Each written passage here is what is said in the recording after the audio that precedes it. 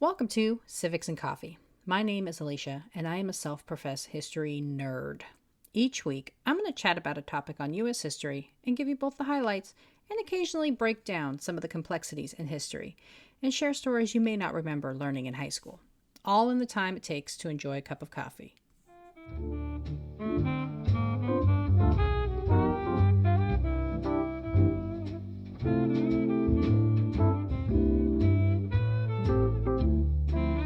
Hey peeps, welcome back. A few weeks ago, I had the honor of welcoming Dr. Anthony Gregory on the show to discuss his latest book, New Deal, Law and Order, How the War on Crime Built the Modern Liberal State. Dr. Gregory earned his undergraduate and PhD in history at the University of California, Berkeley, and has been a postdoctoral research associate at Brown University's Political Theory Project and an assistant professor in residence at Rhode Island School of Design. Starting this September, he will be a Hoover Fellow at the Hoover Institution on War, Revolution, and Peace at Stanford University. His latest book investigates how the New Deal era laid the groundwork for our modern security state. We held our conversation over Zoom, so I'm inserting my standard sound quality warning here. I hope you all enjoy the conversation. Welcome back, everyone. With me today is Dr. Anthony Gregory. Anthony is a legal and policy historian of the United States and the author of New Deal, Law and Order, How the War on Crime Built the Modern Liberal State, which will be the focus of our conversation today. Welcome, Anthony. Hi, it's great to be with you. Thank you. Thank you so much for being here. So let's go ahead and dive right on in. You mentioned in your opening pages that you decided to focus on the overlap between New Dealers and the War on Crime coalition. What was your motivation in doing so?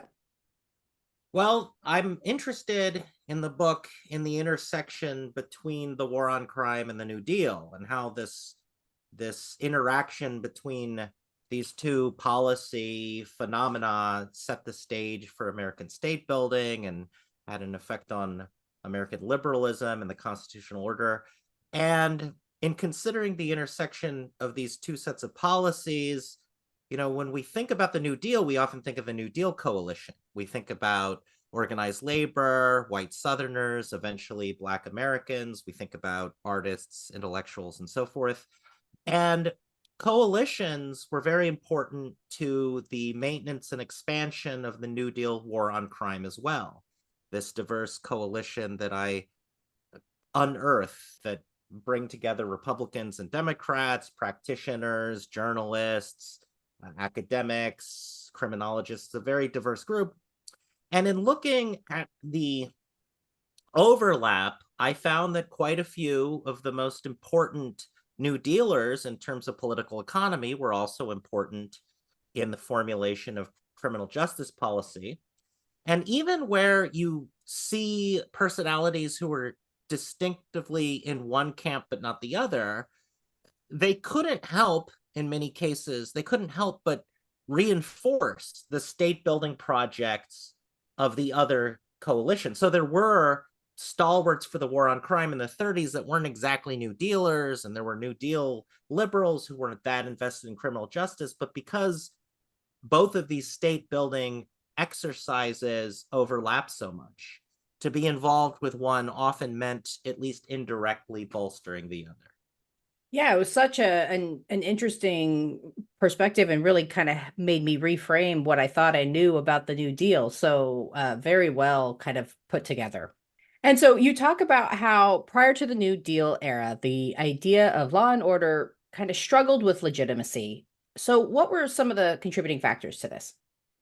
Well, the American government struggled for legitimacy through most of its history. Of course, there was this big civil war, right? And even after the Civil War, there were contests over Reconstruction, and there was labor unrest in the late 1800s and so forth. And the maintenance of law and order is a core function of the modern state. It's one that we, in a sense, take for granted. But as much as law and order is this almost primordial American commitment, so too is American resistance, lawlessness, disobedience, and crime. And we see these, problems of disorder, crime, city crime, the Wild West. We see white supremacist violence in the South and elsewhere, of course, throughout the late 19th, early 20th century. And as the state rises and we see the rise of industrial capitalism and so forth, we see a lot of these problems of lawlessness continue to frustrate American leaders whose ideological predilections, whether that's liberalism or progressivism, can't seem to grapple with this core American problem. And it also is difficult to them because of the constitutional order, where the federal and state governments have a distribution of power between them.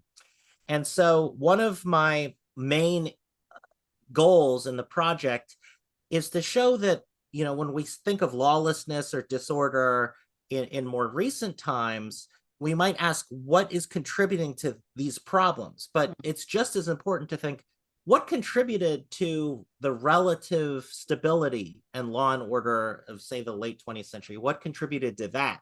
How was law and order built in the first place? And so, in what ways did World War One and Prohibition kind of influence this evolution of progressivism? Well, it's a somewhat traditional interpretation in the literature to see World War One and Prohibition as both the climax of progressivism and the downfall of progressivism. Progressives, activists, reformers, journalists, through the early 20th century had great ambitions for what mobilization, particularly government mobilization, could do, what it could do for cities, what it could do in reforming every household, every neighborhood, reforming even the American individual on a civic level. And many of them also had ambitions about what could be done abroad. World War One, like nothing else, expanded government power. It was this opportunity for a huge escalation of national power like nothing before, at least nothing since the Civil War, right? And in the domestic context, prohibition was probably the most ambitious national crusade. But both of these projects relied on such illiberal and such unreliable, chaotic means of enforcement that they both produced backlashes, and they both produced even more distrust in the American government. And they ultimately kind of spelled the end of progressivism because they spelled the end of that idealism about what government could do. That's the traditional explanation, and I try to bring law and order and criminal justice to the center of that story. And one of the kind of main characters, for lack of better phrasing, in this book is Homer Cummings. And so, what impact, he was the attorney general, what impact did he have on curbing the lawlessness that was so pervasive before Roosevelt's administration? I argue that Cummings was instrumental, very important to the New Deal war on crime. He was part of this was just his personality. He got along, it seems, with a wide range of other personalities.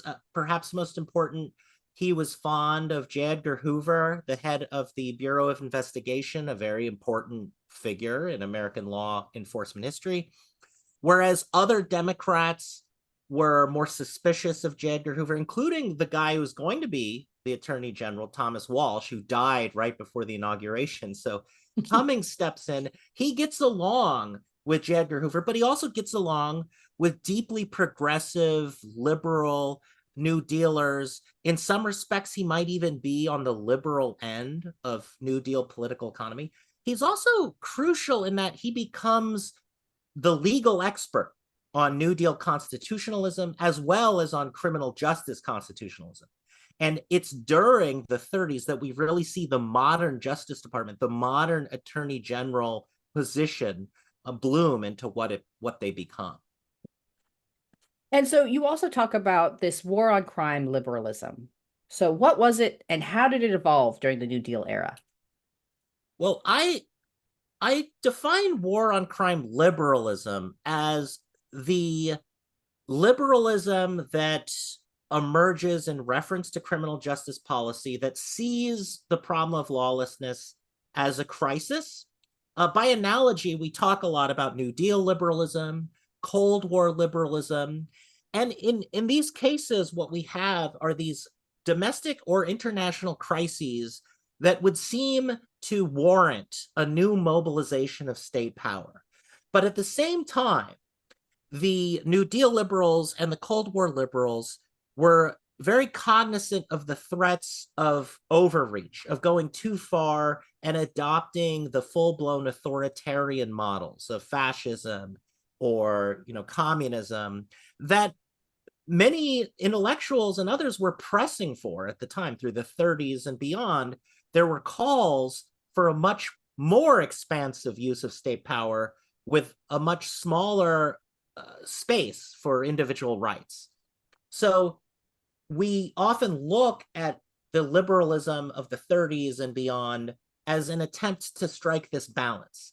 And I find that balancing exercise to be just as important when it comes to criminal justice power. There were a lot of Americans who wanted martial law, dictatorial presidential powers, to use the army against crime.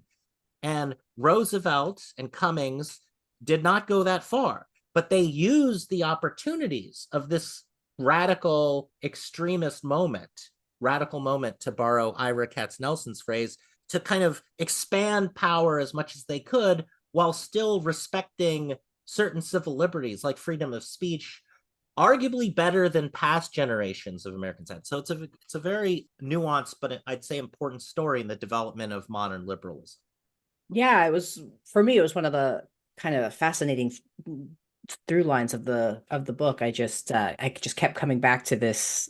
Not, you don't think about it like you said. You think about Cold War liberalism, you think about New Deal liberalism, and so this was just a great reframe for me personally. And so you talked in your previous answer about the 30s, and specifically in your book, you highlight how important 1934 was for entrenching this federal monopoly on law enforcement. So what made that year so pivotal? Well, 1934, the second year basically of the Roosevelt administration, was indeed this very important year for federal law enforcement and criminal justice policy in particular. We see in 1934 the largest expansion of the federal criminal code up to that date. Something like 20 major statutes are passed by Congress that expand federal power by the rationales of interstate commerce regulation. They beef up the Bureau of Investigation, which becomes the FBI, quite a bit. The FBI had started out somewhat controversial and not having that many investigatory or arrest powers, and they get them fully involved in crime and in helping out the states. They ban automatic weapons. We have the first major federal gun control legislation. It's also a year where we see in December this really fascinating conference hosted by Homer Cummings that brings together people from across what I call the War on Crime Coalition. Progressive journalists, you see Republican and Democratic politicians, police officers, you see criminologists, social scientists, social welfare workers. And what's really fascinating about this is at this big conference where Franklin Roosevelt also speaks, there's this understanding that crime is a multifaceted problem that deserves a multifaceted response that requires all the levers of state power and all of the social institutions, whether they're juvenile institutions or whether they're prisons. And there's this ecumenicism and this vision that we're all in this together. But at the same time, the Roosevelt administration is able to brand this as distinctively a liberal project. And this is one of the key factors in the importance of the New Deal generally. Like all of the major watersheds of American political development, as far as I can think of at the moment, they all involve this simultaneous branding of a major state mobilization as both distinctively American and kind of at down the center of what the country needs or wants, but also usually branded in the name of one political party. And that's how you get the importance of the Democratic Party in general. And they do this with crime and punishment.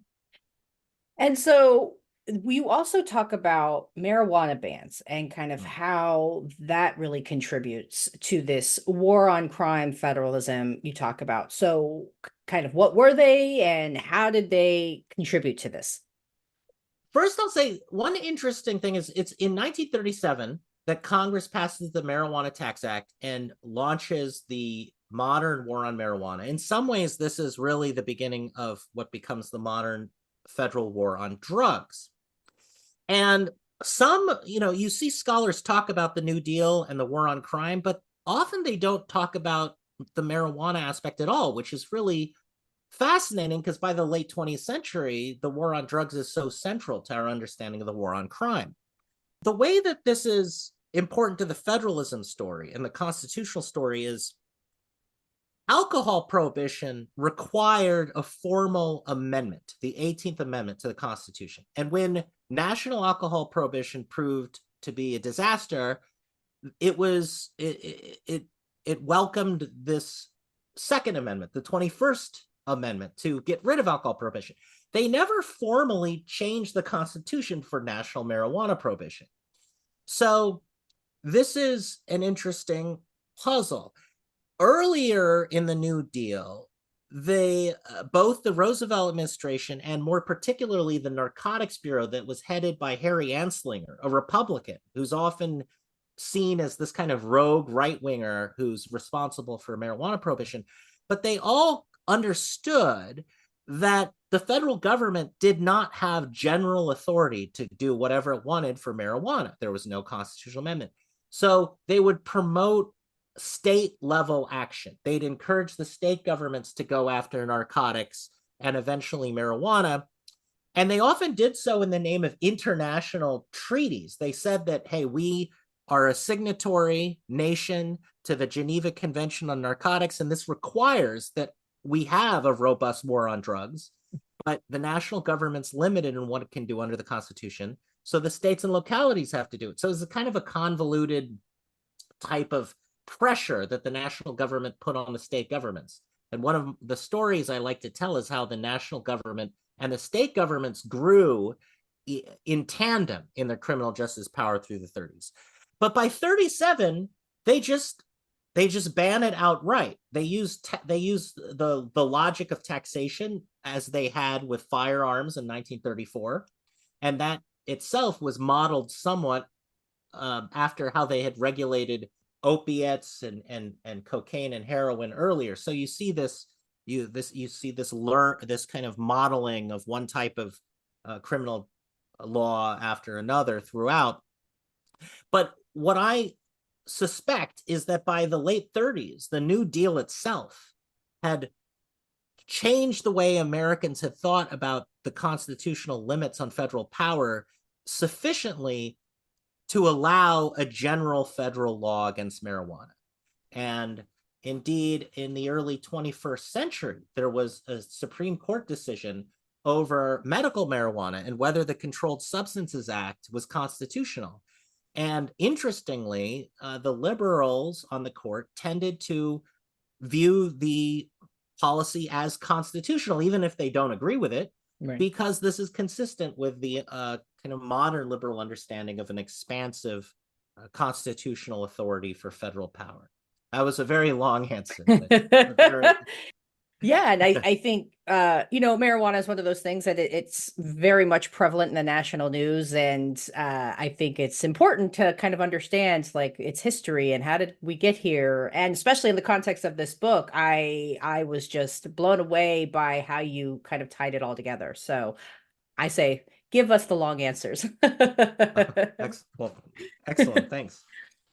And then switching kind of from one crime to another, how did the government's response to lynching expose the tension between race and federal power?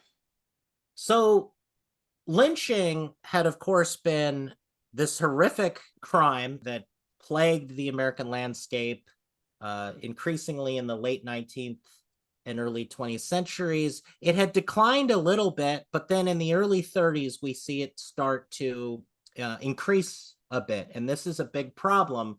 It's, of course, a big problem for human rights and for race relations. It's also a bit of a political problem, as the New Deal Democrats do attempt, and they do succeed in expanding their reach among Black American voters. But lynching puts the lie to the idea of law and order, because it's hard to imagine a more vicious, horrible crime of the era than what many Black Americans had feared under the terror of white supremacist violence. And the New Deal coalition had a particular problem here, because their most reliable base was actually still white Southerners who had been loyal Democrats since before the Civil War, but especially since the Civil War and Reconstruction. In some of these Southern states, white Southerners went for Roosevelt by something like 98%. So this was his real base.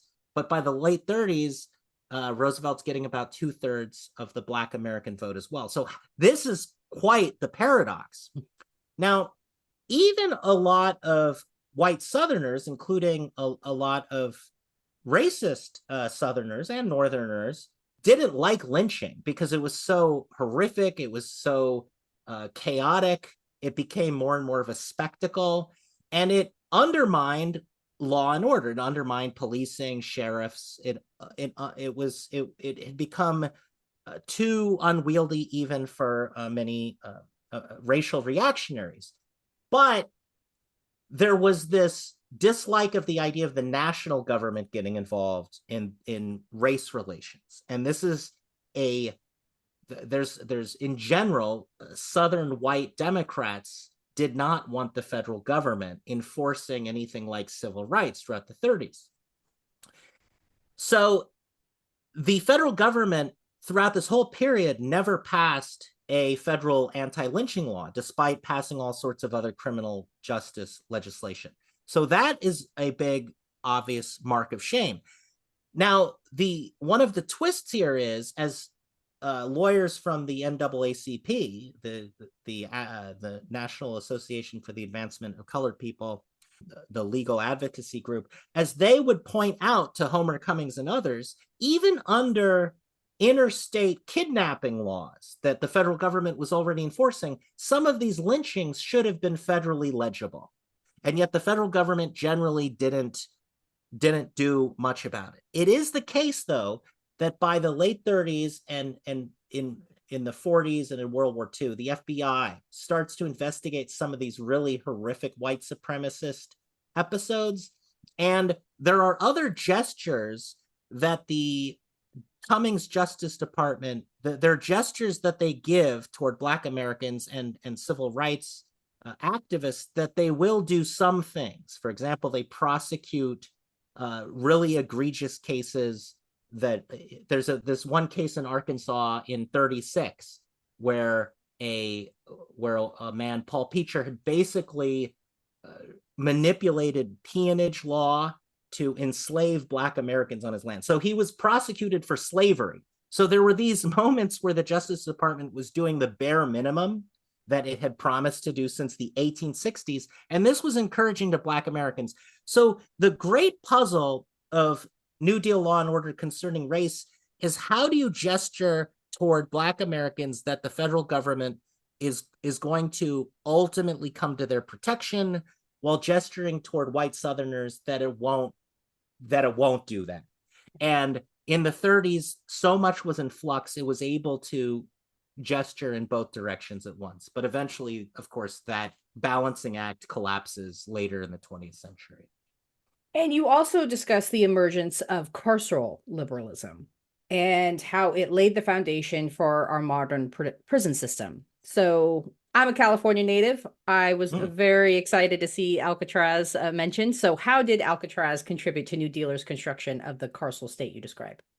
Well, Alcatraz, this is a somewhat complicated story too, but so Alcatraz is, it becomes a federal prison also in 1934. It's the first civilian prison at the federal level, maximum security. And the idea of Alcatraz, especially at first, is this is where we're going to put the most irredeemable criminals. We're going to put them on a rock on an island where they just can't escape from because there's no hope for them. They're just toxic. They're just a problem for society. We just need to keep them away from everyone else. That's the idea that Homer Cummings and others have. At the same time, the New Dealers are putting unprecedented federal weight behind the ideas of rehabilitation, parole, and probation. They're supporting state efforts, and in fact, they're throwing themselves into this argument against conservative backlash that sees probation and parole as being soft on crime. So they support both reform and rehabilitation in a way they hadn't ever before, and the most unforgiving model of discipline than ever before.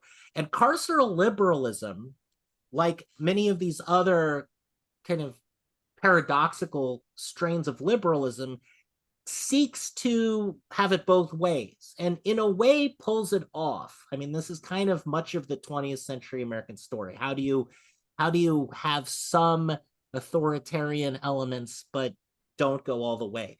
Now, I said it's complicated because what's interesting to me is by the late 30s, you see Homer Cummings kind of toy with the idea that maybe even Alcatraz prisoners, some of them can be redeemed. And you see some of the reformers who had previously thought Alcatraz was a bad idea come around to defending it. So part of the story that I try to tell is this kind of convergence of different strains of thought within the New Deal coalition. And you investigate the emergence of the liberal security state. So, what is that, and what role did World War II have in its evolution? So again, with the security state, we correctly see World War II and the Cold War that shortly follows as producing this mammoth of a federal, not only federal, but mostly federal infrastructure of state power, surveillance, warfare, the military industrial complex. All of this comes out of the Roosevelt and Truman administrations and more or less has continued since. And in fact, you could argue this all had more of an importance than even the New Deal in making the American state. But culturally, I think the New Deal was very important, as was the war on crime. So what's the liberal security state? Well, there are a lot of ways we could try to sum it up, but I would highlight the differences between the World War I security state and the World War II security state. The World War I security state relied on these partnerships with vigilantes, with these quasi-governmental, quasi-private groups like the American Protective League, which had kind of a somewhat uncertain relationship with the high officials of the federal security apparatus. These vigilantes would round people up, accuse draft dodgers, and rough them up, throw them into vans. This was a disgraceful episode of vigilantism that seemed to have the government's support to some degree. And because of the chaos, the lawlessness of the security state in World War I, and then the Red Scare, which came right after, there was a retrenchment. There was controversy. There was scandal. And after World War I and the Red Scare, we see that classic American distrust in national enforcement come back, and it plagued America through Prohibition. In World War II, the administration, as well as the FBI under J. Edgar Hoover, condemned vigilantism. They said, we're not going to do that again. So instead, everything under the security apparatus was more formalized, and it involved the interaction and cooperation between all these different organs of state power: police, immigration officials, welfare officials, even from the military all the way down to the sheriff's office. And there were, of course, severe injustices, most notably of all Japanese internment.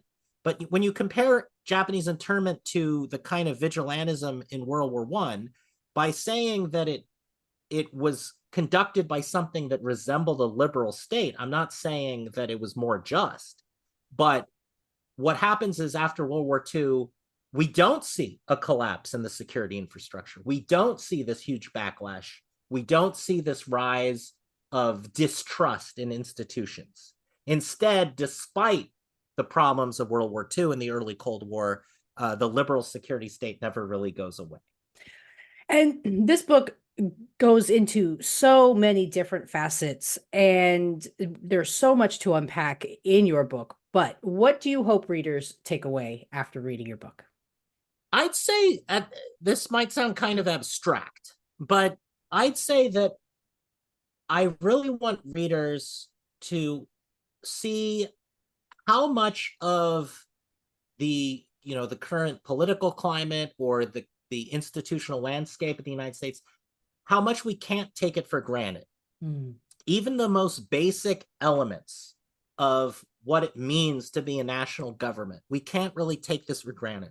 We live in a time where there's a lot of, I think properly so, there's a lot of discourse about these crises of legitimacy.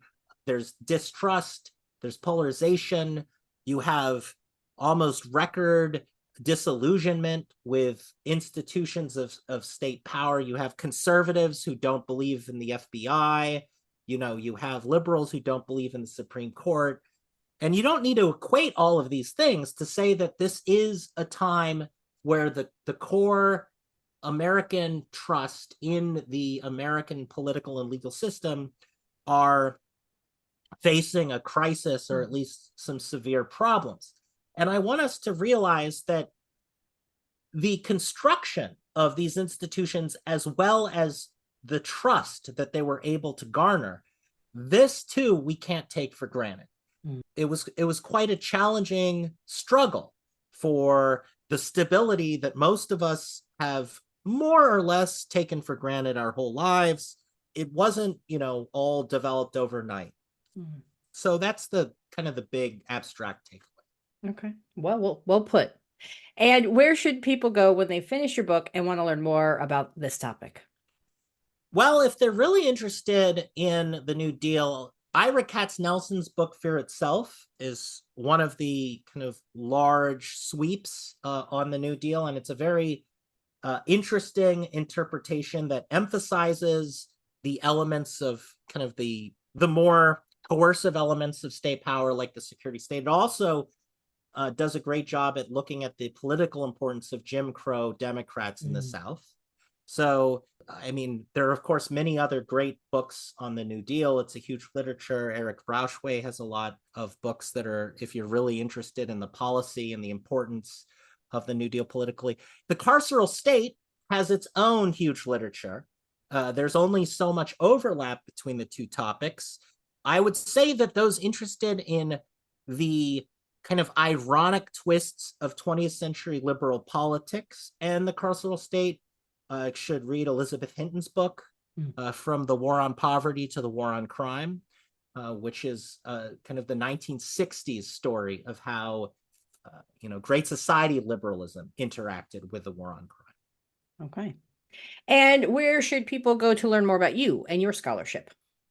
Well, I have two other books. One is a book about habeas corpus, and the other is a book about American surveillance. And I have a couple journal articles. There's not that much else scholarship to read. I hope to be doing a bit more, popular work soon. Do you have a website? I do have a website, anthonygregory.com. Perfect. And knowing you kind of just wrapped this massive, massive project, are there any other future ideas that you're working on that you can share?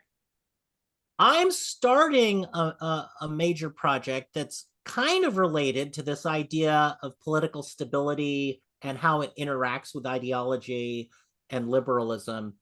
I want to explore how the crises of the mid-20th century produced a relative stability in the early Cold War that allowed for these different strains of liberal thought to emerge that seemed to retreat from the importance of history, of the theory of history. So when you look at, classical liberalism or Marxism or many of the other important strains of political thought before this era, there's this idea that we need to understand historical context, and the almost all of these thinkers had at least some theory of history.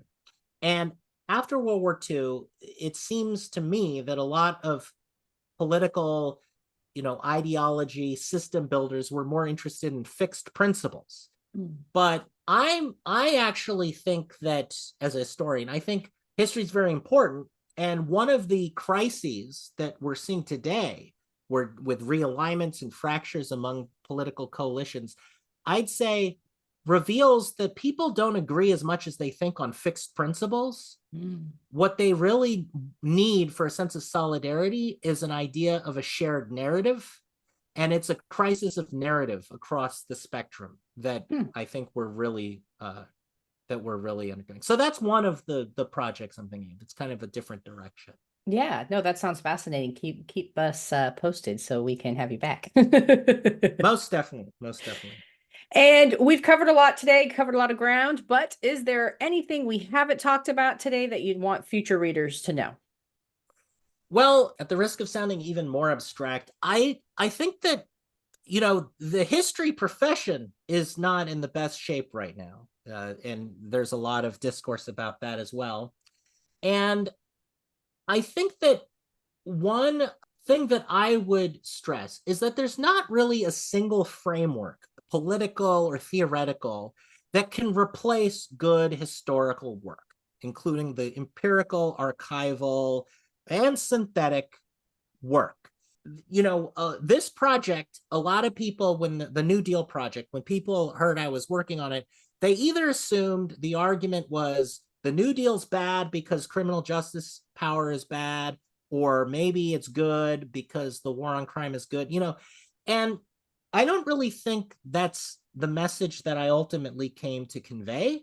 And it's not the message that I seek to convey in most of my work. I think that if you're trying to understand the great institutional legacies of the United States, the development of our political culture, even just our social reality, I don't think theory can replace history.